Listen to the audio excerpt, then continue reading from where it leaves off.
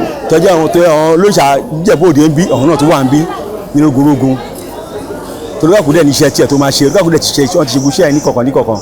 oníkálukú ti ṣe àìtò. àìtò tẹgbọ́ tó yẹ kán ṣe wọ́n ti ṣe wọ́n dẹ̀ ti bá gbé fún Olurasonwa yẹn ti Olurasonwa láti lè parí gbogbo àìtò tó fẹ́ ṣe. ẹ ṣeun gbọ́ bàbá ní lórí nǹkan tí wọ́n ṣe lọ́jọ́ tòní kí ni ohun tí ẹ lè sọ fún wa lórí Awujale ti Akile Ijebu tí a fẹ́ jẹ nítorí pé wọ́n nípa àwọn oyè kan oyè á jẹ kí ọba tó jẹ a rí pé àwọn oyè náà wọ́n ti ń jẹ díẹ̀ bàbá ṣé àtìyàn Awujale Akile Ijebu tó máa yá ní kọ́kọ́ ni àbí ó sì máa fàtì kọ̀ sẹ́yìn. ẹ ṣe olóòtú àtijọ́ Awujale náà máa yà kò lè nígbà tí wọ́n ti bẹ̀rẹ̀ sí ní ṣàìtò ń sìn wọ́n lè ti ń jẹ àwọn oyè yẹn wọ́n ṣe ń jẹ oyè yẹn lọ́wọ́lọ́wọ́ kọ́ lè máa ṣàìtò ọ̀nà orí ìyẹn tó wọ́n lè tán fi jẹ oyè yẹn kọ́ náà máa lọ́ máa ṣàìtò kọ́ máa ṣojúṣe wọn bẹ̀ for example sí Olurasonwa yìí sì gẹ́gẹ́ bó ṣe sọ ó pẹ̀lú àwọn ẹ̀ tó máa ṣàìtò fún Awujale tó bá jalè Awujale tó tún gẹ́gẹ́ bí Olú léṣe tí léṣe oníṣẹ́ ṣe níbi àìtò gbogbo ọ̀kọ̀ọ̀kọ̀ la máa ná síta àpèbí tó jẹ́ àpèbí gbogbo Ìjẹ̀bú-Òde ń bí òun náà ní àìtò tó máa ṣe bẹ́ẹ̀ ni Olurasonwa yìí náà ní àìtò tó máa ṣe ìyẹn ni pé gbogbo àwọn tá à ń dárúkọ yẹn wọ́n máa ṣubú ṣẹ̀wọ̀n lọ́dọ̀ Olisa bí Jagi àti Jagiri náà wọ́n ti pẹ̀lú Ilamuren nìyẹn wọ́n máa ṣe wá sọ́dọ̀ Olisa tó máa fi wọ́n máa jẹ tó dẹ̀ máa bá gbé fún wọn. Orúkọ mi ni Olúwo Ṣóbùwálé Fatai olóòtú gbogbo Òṣùgbó Akile Ijebu ní tilé toko mo dẹ̀ jẹ́ president ààrẹ Òṣùgbó Akile Ijebu pátápátá.